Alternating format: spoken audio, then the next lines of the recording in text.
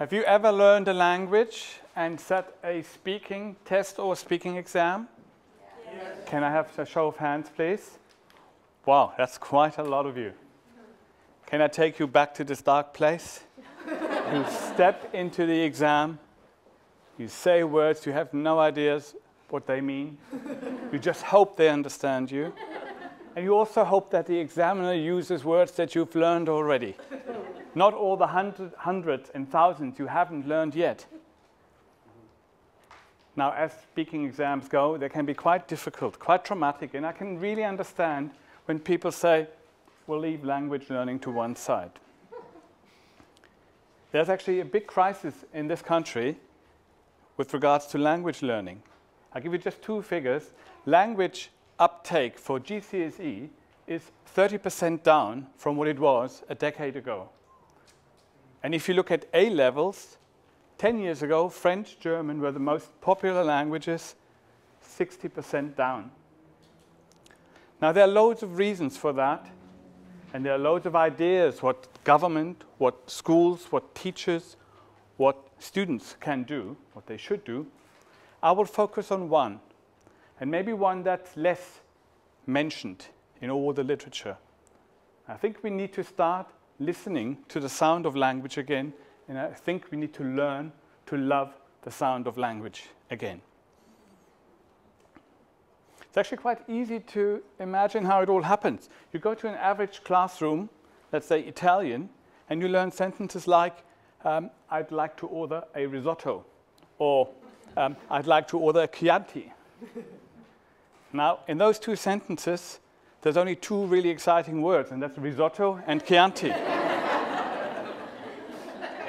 Now, what would happen if we actually taught our students sentences like this? This risotto is out of this world. But honey, the one that you make is even better. Pass me that bottle of Chianti, please.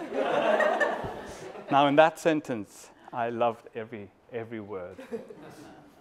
It's actually not that people don't like to learn languages. When you ask them, 21% just this year said, yes, I would love to learn a language. That's number 3 of all activities. And number 2, 23%, it's learning to play an instrument.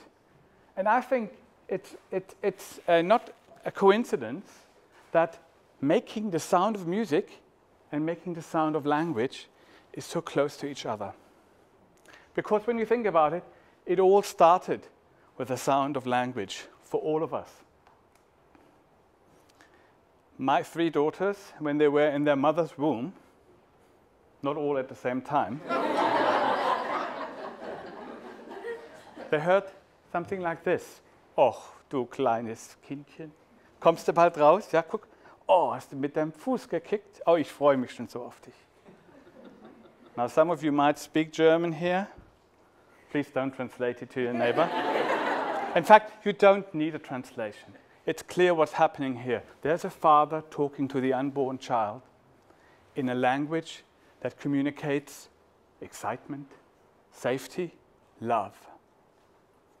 You don't need to learn womb. You don't need to go to a class. Be confident in womb in 6 weeks. That's not a class where we all sit around, have a balloon blown up with water, and we all talk womb to the balloon. No.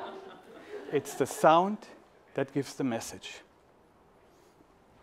Now, when I was in my mother's womb, I didn't hear English, but growing up, I just learned to love the language. I started singing with the Beatles, not as beautiful as Nicky does, but Beatles, Bob Dylan, yeah. I don't think we ever really understood what we were thinking. The sound was cool, we loved it. I didn't know what it meant. I mean, we were singing, bye, bye, Miss American Pie. Drove my Chevy to the levee, but the levee was dry. What's that all about? Anybody? No, we didn't care either, because it's the sound that mattered to us. But then you go to school, and then you learn English, and suddenly you start worrying about the words you haven't learned for the next vocab test. Or you worry about that TH that you just can't pronounce properly.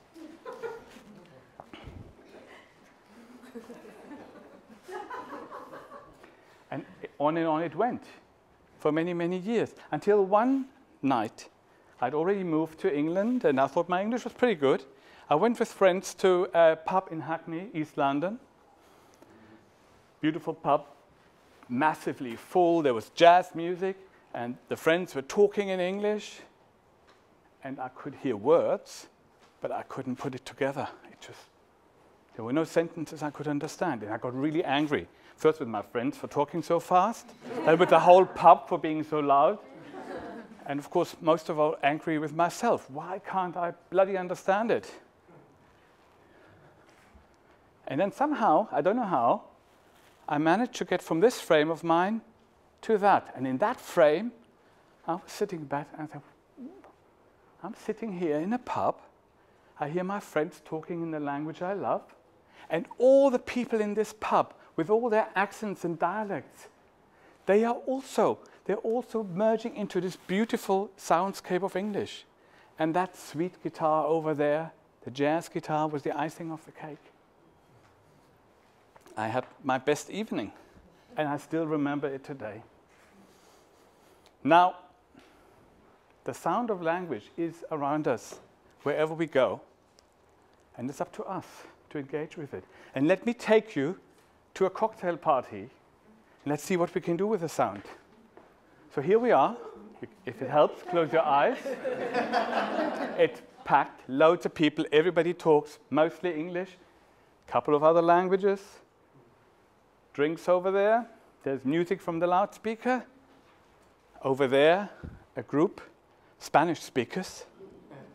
And I love the sound of Spanish. From the moment I learned my first word, I just love that sound. And, Arturo, hola, ¿cómo estás? Sí, sí. Gracias. Okay, vale. Sorry, I love the sound, but I'm not using my Spanish enough. So I'm really trying to use it as much as I can, because if you don't use it, you lose it. Anyway, there's some Italians over there. I can't hear them really, but you can tell from the way they use their hands. Over there, my friends David and Martin. Martin's from Scotland. Now, I just love it. When he speaks, he fills every corner of a room. And David is from Ireland, and he reminds me of wonderful evenings with folk music, speaking to friends and strangers. It all brings it back. Over here, in this corner, what do we hear here? Actually, what do you hear?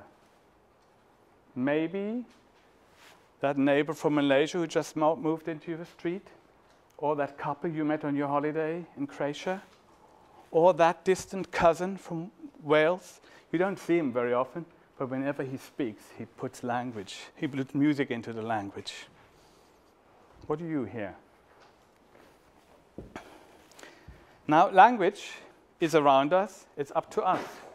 We can put it away, be afraid of it, or we can just engage with it. So we can, for example, just enjoy listening to it, like you enjoy listening to an Italian opera, or some world music, or just the sounds that you pick up in the street.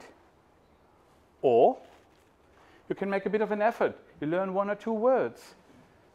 The other day I went over to a neighbor who just come into our street from Hungary, and I quickly thought, what do I remember? Hungarian. I don't speak any Hungarian, of course, but they say servus, for say hello and goodbye, and I know they pronounce the capital Budapest.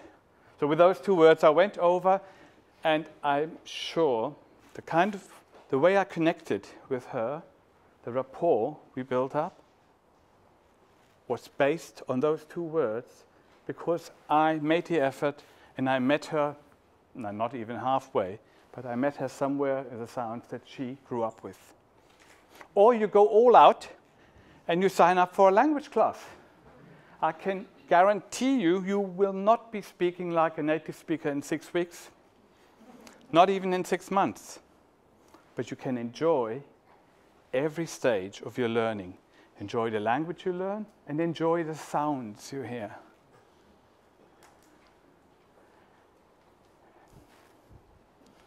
And you take it just lesson by lesson, word by word, because it's not a question of how much can you learn, how much should you learn. No, It's a question of how much are you going to miss out on if you don't give it a try. Thank you.